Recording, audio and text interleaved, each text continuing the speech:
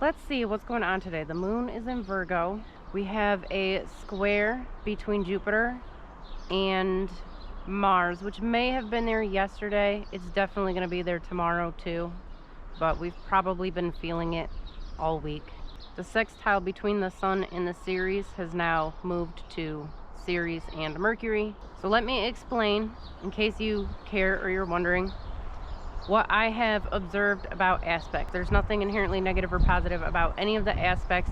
Most of the negative or positive associations that most people are familiar with are actually a medieval construct. It's based on numerology, and a lot of the medieval numerology in particular was based on a lot of European Christian superstition.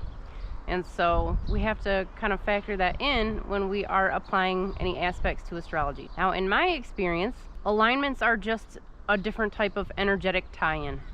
Obviously, conjunctions and oppositions, well, conjunctions are going to be the strongest, oppositions second to that. And every time you throw in another angle, it's going to become a little less meaningful and less intense. So after those two, you have your trines, then you have your squares, then your sextiles. And if I'm being totally honest with you, I don't really do anything with anything smaller than a sextile, just because the energies of the planets and the other aspects are so much more intense. They kind of, like, it's not even meaningful after a certain point. Some people just go all in. They break it down to the smallest possible level, an angle, and I just don't really think that's necessary. I mean, if you can't find something in the chart the way it is, if you can't find a meaning in that, it's probably not there to begin with. So, I mean, but that's, you know, that's my experience, that's my personal preference. I have not found anything negative or blocking when it comes to oppositions. As a matter of fact, if you don't know, every single month the sun is opposite the moon, and that's what gives us the full moon, and that's the time of the most energy.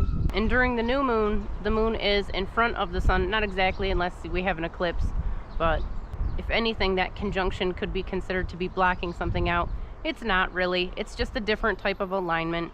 Now, all that said, I have found a statistical correlation between squares and what seem like, on the surface, negative situations. However, I have found that these challenges that are brought up by squares are kind of like going to the gym. They, on the surface, are a little bit uncomfortable, and they force you to have to, well, get outside your comfort zone. But when you do that, when you face them, they immediately have positive results and benefits. The only time that you are going to have difficulty with a square is when you are not taking the hints, not taking your myriad of signs from the universe that you have to make a change, and you continue to run away from it, and it's just going to keep coming back to bite you later on. Of course, some people like challenges more than others. If you are ambitious or you like to work out and go to the actual gym, you're probably not going to run away from challenges as much as other people who loathe any type of pain or discomfort. So some of that can be just a personal preference, but learning to enjoy challenges and facing your fears, that's something that you can program yourself to be able to do. There's plenty of very unhealthy people who fall in love with the gym or running or healthy eating, and once you start facing little challenges, the bigger challenges just get easier and easier to face. So, without going on a gigantic tangent, in order to get to this place in my life, I have had to face some really terrifying challenges. For example, I did get on a plane and go meet a total stranger on the other side of the world in a country where I didn't speak the language, and everyone told me that this person is going to steal my organs or sell me into slavery on the black market. So, you know, some scary stuff. But I will tell you, the truth as I have come to understand it is that success lives on the other side of fear. Now, does that mean you're always going to be successful?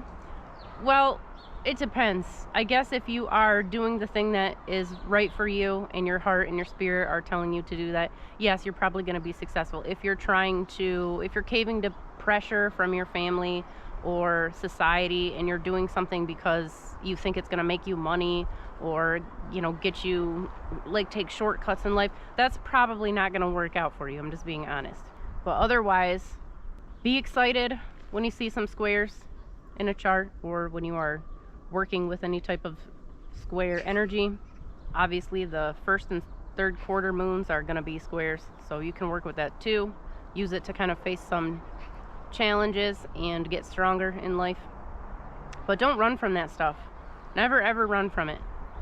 It's gonna catch up to you eventually, so you gotta just run at it head first. So the Jupiter square with Mars, those are both very fertile planets, very creative. Mars is a little bit more latent creativity, where Jupiter's much more expressive.